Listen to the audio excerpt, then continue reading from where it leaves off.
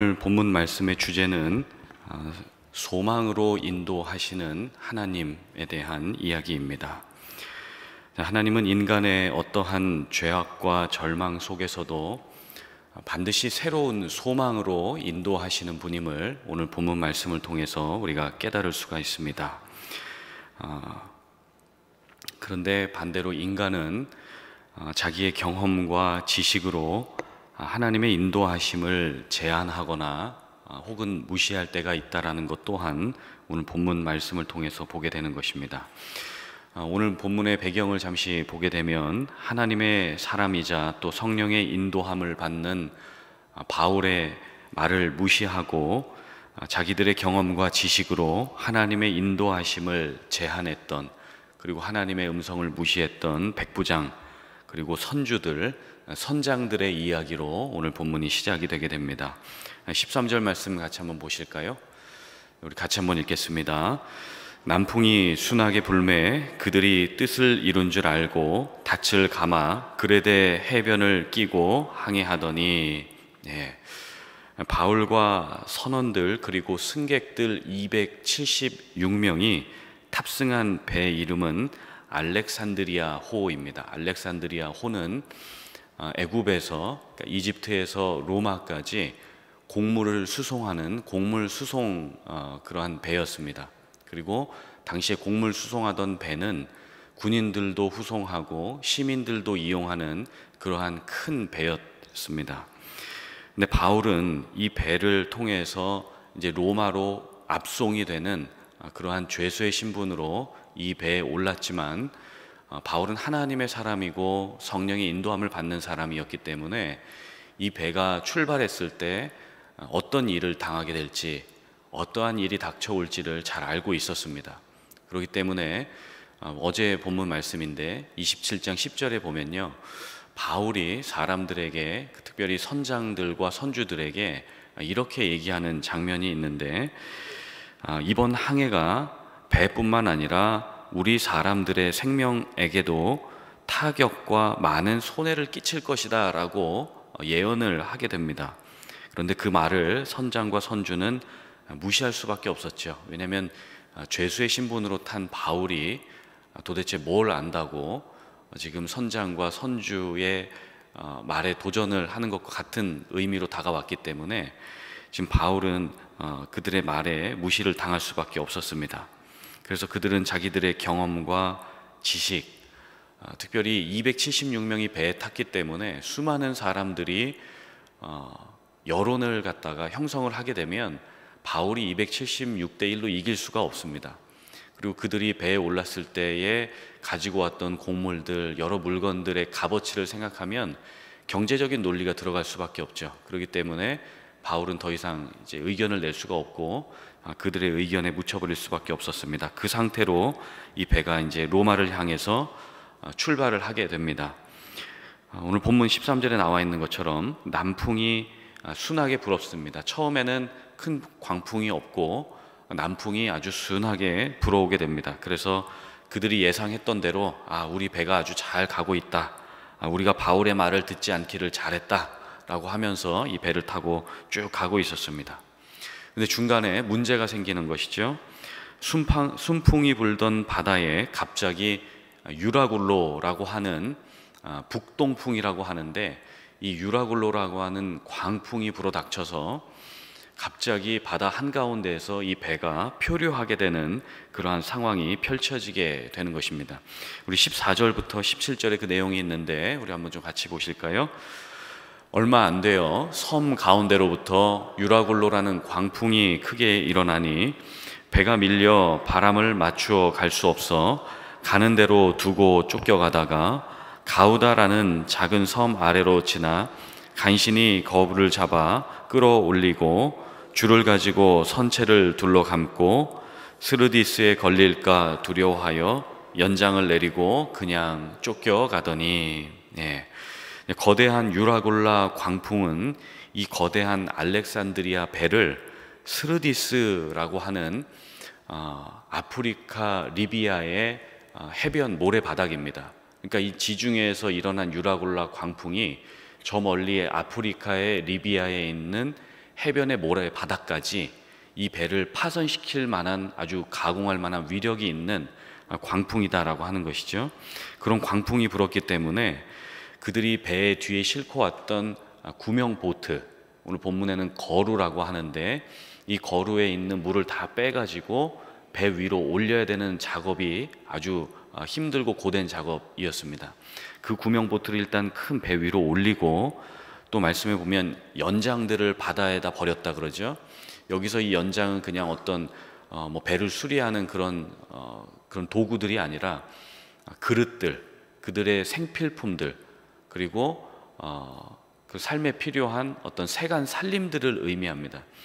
생활에 필요한 생필품들을 다 바다에다 던져버렸다는 이야기입니다. 왜냐하면 배를 좀 가볍게 해야지 이 풍랑에 좀 버틸 수 있다라고 판단을 했기 때문에 배에 있던 아주 그러한 필요한 것들까지도 다 바다에다 버리는 그러한 일이 벌어졌습니다.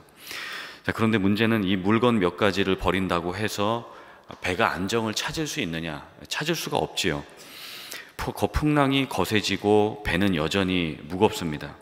그래서 모든 사람들이 이제 절망에 빠지게 됐고, 이제 배에 있는 모든 것을 다 바다에 던지기로 작정을 합니다. 그리고 오늘 본문 18절에서 20절에 보면 그들이 더 이상 살 소망이 없어졌다, 그리고 구원의 여망마저 없어졌다, 이제 이렇게 이야기를 합니다. 우리 18절에 20절 그 급박했던 상황인데 같이 한번 또 읽어보겠습니다. 우리가 풍랑으로 심히 애쓰다가 이튿날 사공들이 짐을 바다에 풀어버리고 사흘째 되는 날에 배의 기구를 그들의 손으로 내버리니라. 여러 날 동안 해도 별도 보이지 아니하고 큰 풍랑이 그대로 있음에 구원의 여망마저 없어졌더라. 네, 굉장히 심각한 상황이죠. 개인이 다 짊어지고 왔던 짐들을 바다에 버렸습니다. 기구도 버리고 곡물도 버리고 세간 살림살이를 모두 다 바다에다 던졌습니다. 이게 무슨 얘기냐면 목숨이 위태로운, 생명을 유지할 수 있는 상황에 닥치면, 생명의 위협이 있는 상황에 닥치면 돈도 물건도 살림살이도 아무것도 다 중요한 것이 없다는 것이죠. 생명이 가장 중요하다는 이야기를 하고 있는 것입니다. 그리고 이 배가 지금 로마를 향해 가고 있는데, 지금 로마는커녕 해도 보이지도 않고 별도 보이지 않는 상황. 지금 시대로 얘기하면 핸드폰도 터지지 않고 내비게이션도 잡을 수 없는 그런 아주 급박한 상황에 지금 이 배가 바다 한가운데 표류하고 있다는 것입니다. 배가 지금 어느 지점에 있는지 알 수가 없고 수상 헬기도 부를 수 없습니다. 육지에 두고 온 자식들 걱정, 부모님 걱정, 그리고 가족들이 보고 싶어서 눈물만 흘리는 그런 상황이 펼쳐지고 있는 것입니다. 하나님의 사람이고 또 성령의 인도함을 받는 그 노사도인 바울의 말을 들었더라면 우리가 이런 봉변을 당하지 않았을 텐데 하면서 후회하는 목소리들이 여기저기서 들렸을 것입니다. 바로 그때 저 멀리 가만히 앉아 있었던 한 노사도, 사도 바울이 자리에서 일어나면서 반전의 이야기를 하는 것입니다. 뭐라고 이야기하는가? 21절 말씀인데 이렇게 이야기를 합니다. 여러 사람이 오래 먹지 못하였음에 바울이 가운데 서서 말하되, 여러분이여 내 말을 듣고 그레데에서 떠나지 아니하여 이 타격과 손상을 면하였더라면 좋았을 뻔하였느니라. 어떻게 보면 잔소리 같죠? 네. 어떻게 보면 책망하는 것 같고, 그런데 이제 책망의 어조가 아니라 사실은 이 말씀은 바울이 과거의 이야기를 들춰내서 사람들을 정죄하는 것이 아닙니다. 그 말을 하는 이유는 자기가 하나님의 인도함을 받아서 그분들에게 선포했던 그 말씀이 자기의 이야기가 아니라 하나님의 마음이었고, 그렇기 때문에 앞으로 바울이 이야기하는 것을 좀 존중해 달라, 그리고 바울이 성령에 힘입어서 이야기하는 것들을 좀 잘 듣고 협조해 주시기를 바랍니다 라는 뜻에서 지금 이렇게 이야기를 하고 있는 것입니다. 자, 그런데 이렇게 죽음의 그림자가 드리워져 있는 상황, 절망이 펼쳐져 있는 그 사람들에게 바울이 과거의 이야기를 꺼내고 내 말이 맞지 않았습니까? 라고 이렇게 이야기를 한들 그들에게 무슨 도움이 됐겠습니까? 배에 있는 사람들은 당최 앞을 볼 수가 없는 상황이고 죽음이 앞에 두려져 있는 상황인데 그들에게 과거의 이야기를 다시 꺼낸들 아무런 도움이 되지 않는다는 것을 바울도 알고 사람들도 잘 알고 있었을 것입니다. 바울이 정말 하나님의 사람이라고 한다면 이들에게 어떤 메시지가 필요한지 아주 잘 알고 있었을 것입니다. 그렇기 때문에 오늘 22절에 보면 바울이 다음과 같이 고백을 하는데요, 우리 22절 말씀 하나님의 음성으로 듣고 같이 한번 또 읽겠습니다. 시작. 내가 너희를 권하노니 이제는 안심하라. 너희 중 아무도 생명에는 아무런 손상이 없겠고 오직 배뿐이니라. 바울이 얘기하는 것입니다. 이제는 안심하십시오. 아무도 생명에 지장이 없고 손상이 없을 것입니다. 다만 배에는 조금 파선의 어떤 흔적들이 있을 것입니다. 생명은 안심해도 좋습니다. 이렇게 이야기를 하는 것입니다. 여러분, 근자감이라는 단어를 혹시 아십니까?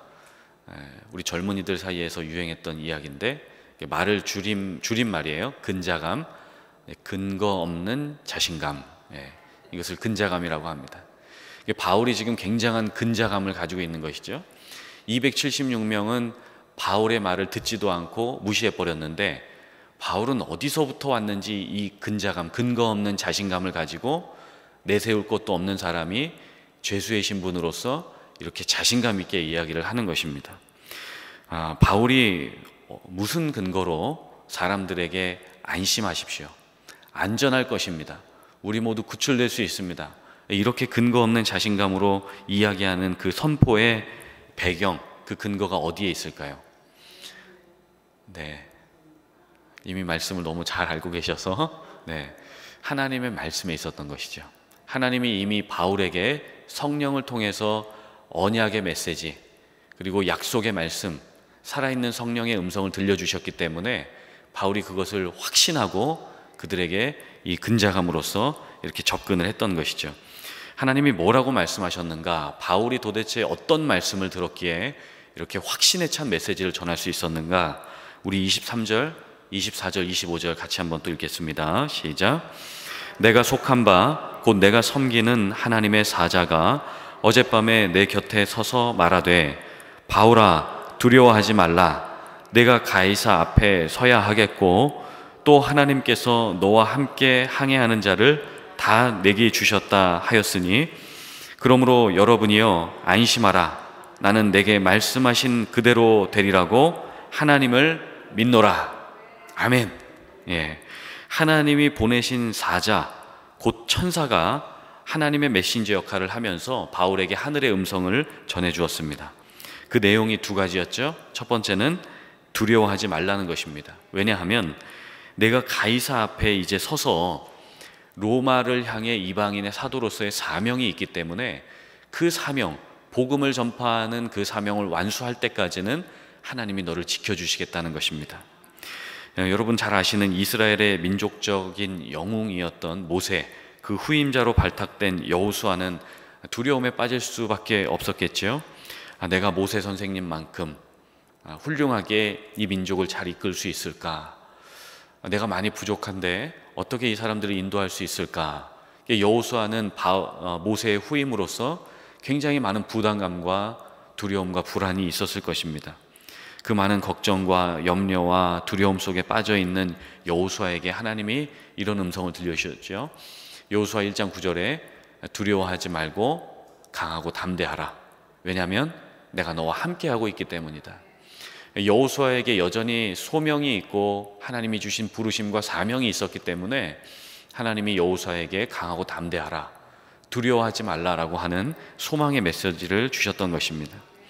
마찬가지로 우리에게도 여러분 하나님이 주신 사명이 있는 줄 믿습니다. 하나님이 우리를 부르신 목적이 있고 이유가 있고 하나님이 우리를 이 땅에 보내신 하나님의 그 섭리와 계획이 있는 것입니다.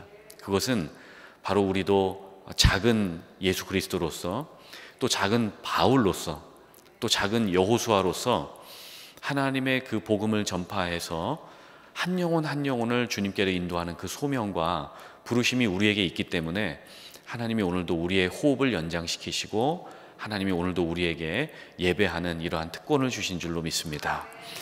두 번째 하나님의 음성이 바울에게 임했습니다. 그것은 안심하라였습니다. 안심하라. 여러분, 이 안심하라라고 하는 원어적인 의미가 참 우리에게 은혜로 다가오는데요. 안심하라라고 하는 그 뜻이 뭐냐면 좋은 열정을 가지다라는 뜻입니다. 그리고 긍정적인 열정을 가지다라는 뜻이 바로 이 안심하다라는 원어의 의미가 있습니다. 그러니까 하나님은 우리가 공포와 절망에 빠져서 우리의 인생을 비관하거나 부정적으로 보는 것을 원하시지 않습니다. 오히려 반대로 하나님은 안심하라, 긍정적인 열정을 가지라, 그리고 좋은 열정을 가지라, 이렇게 주님이 말씀하시고 또 우리가 그렇게 살아가기를 원하신다는 거죠. 여러분 잘 아시는 그 오병이어 사건이 있죠. 그 오병이어 사건 이후에 예수님은 큰 기적을 일으키시고 하나님과 교제하고 기도하기 위해서 산으로 올라가셨습니다. 그리고 제자들은 새벽 4시쯤 돼서 제자들이 배를 타고 호숫가로 나갔습니다. 그때 갑자기 큰 광풍이 불어가지고 제자들이 탄 배가 흔들리기 시작했습니다. 그때 저 멀리에서 희미한 물체가 보이는데 예수님이 제자들을 향해서 한 걸음씩 한 걸음씩 걸어오시고 계셨습니다. 근데 제자들은 새벽 4시니까 뭐가 보이겠습니까? 희미한 물체가 보이긴 하는데 마치 당시의 소문에 의하면 배를 타고 가다가 저 멀리에 있는 유령을 보면 배가 파선한다는 소문이 있었습니다. 그러니까 제자들은 두 눈을 가리고 그 유령을 보지 않기를 힘썼습니다. 그러나 그 유령의 물체가 점점 제자들 앞으로 다가오게 되었죠. 근데 그것이 유령이 아니라 뭐였죠? 예수님이셨습니다. 그 예수님이 제자들에게 뭐라고 말씀하셨죠? 첫 번째 하신 말씀이 안심하라, 두려워하지 말라, 내니 두려워하지 말라. It is I, don't be afraid. 주님이 이렇게 말씀하셨습니다. 주님이 두려워하지 말라라고 말씀하시면서 제자들에게 계속해서 메시지를 주셨던 것은 안심하라, 안심하라, 좋은 열정을 가지라, 평안한 마음을 소유하라. 주님이 계속 제자들에게 그렇게 말씀을 하셨습니다. 하나님은 우리에게 오늘도 이러한 말씀을 주시는 것 같습니다. 어떠한 유라굴라 광풍 혹은 제자들이 만났던 이 폭풍과 같은 삶이 우리 가운데 닥쳐올지라도 사랑하는 자녀들아, 안심하거라, 두려워하지 말라, 강하고 담대하라. 왜냐하면 내가 너희와 함께하고 있기 때문이다. 주님이 이렇게 말씀하시는 음성을 여러분들 다 들으실 수 있기를 예수님의 이름으로 간절히 축원드립니다. 여러분, 오늘 생명의 삶에 나온 예화인데 은혜가 돼서 제가 좀 다시 한번 나누면 좋을 것 같습니다. 한 탄광이 있었습니다. 탄광에서 큰 사고가 일어났습니다. 그래서 굴 한가운데가 완전히 무너져서 양쪽에 있는 사람들이 굴 속에 완전히 그 탄광 속에 갇히게 되었답니다. 다행히도 구조 작업이 일어나서 양쪽의 굴이 다 뚫어지고 열리게 되었는데 한쪽에 갇혔던 사람들은 다 사망하게 되고 한쪽에 갇혔던 사람들은 다 생존을 하게 됐습니다. 그 이유를 알고 보니까 한쪽은 전화선이 다 끊겨 있었고, 사망한 쪽의 사람들은 전화선이 다 끊겨 있었고, 생존한 사람들은 전화선이 다 연결이 되어 있었다고 합니다. 그래서 전화선이 연결이 되어 있는 사람들은 구조대의 요청에 계속 즉각적으로 응답을 하게 되고, 그 구조하는 사람들과 전화로서 소통을 하게 됐기 때문에 그들은 희망의 끈을 놓지 않을 수 있었다는 것이죠. 그래서 구조대 사람들이 그들에게 전화를 해서 살아 있습니까? 걱정하지 마십시오. 우리가 작업을 하고 있습니다. 지금 이 구조대의 이 기중기가 5m 밑으로 내려왔습니다. 그리고 여러분 두려워하지 마십시오. 조금만 더 참으십시오. 계속해서 이 소망의 메시지를 듣고 안심하게 되니까 그들이 열흘 동안 먹지도 못하고 물도 마시지 못했지만 참고 기다릴 수 있었다는 것입니다. 그러나 반대쪽에 있었던 분들은 전화선도 연결되지 않고 아무런 소망의 메시지를 들을 수 없었기 때문에 전원 다 사망하게 됐다는 것이죠. 여러분, 이 메시지가 우리에게 주는 교훈이 있죠. 우리가 하나님과 계속해서 소통하고 말씀을 통해서 사도 바울과 같이 하나님의 음성을 들을 수 있다면 여전히 우리는 안심할 수 있다는 것입니다. 여전히 우리는 하나님의 음성을 들을 수 있다는 것이죠. 그 하나님의 귀한 음성이 하나님의 성경 말씀에 66권에 다 구구절절히 기록이 되어 있습니다. 그래서 다윗은 이 귀한 말씀에 대해서 뭐라고 얘기를 했는가 보니까 시편 119편 105절에 이 주님의 말씀은 내 발의 등입니다, 내 길의 빛입니다, 이렇게 이야기를 했고, 또 시편 19편에 보면 이 하나님의 율법은 다 진실하여 의로우니 금 곧 많은 순금보다 더 사모할 것이며 꿀과 송이꿀보다 더 달도다, 이렇게 이야기를 했습니다. 그리고 오늘 본문의 바울의 그 근거 없는 자신감, 그 근자감은 하나님의 이 약속의 말씀에 근거한 자신감이었습니다. 우리 23절 말씀 다시 한번 보여주실까요? 23절에 보면 사도 바울이 이렇게 이야기를 했죠. 내가 속한 바 곧 내가 섬기는 하나님의 사자가 어젯밤에 내 곁에 서서 말하되, 자기가 섬기는 하나님의 그 사자, 하나님의 천사가 메시지를 들고 자기에게 왔다는 것입니다. 그러면서 하는 말이 두려워하지 말라, 그리고 안심하라, 이렇게 이야기를 한 것이죠. 25절과 26절도 한번 보실까요? 바울이 선포한 그 소망의 출처가 어디에 근거하고 있었는가? 우리 25절, 26절 같이 한번 또 읽겠습니다. 그러므로 여러분이여 안심하라, 나는 내게 말씀하신 그대로 되리라고 하나님을 믿노라. 그런즉 우리가 반드시 한 섬에 걸리리라 하더라. 한 섬에 정착하게 될 것이다 라고 이렇게 바울이 하나님의 말씀을 의지해서 그분들에게 예언을 했던 것이죠.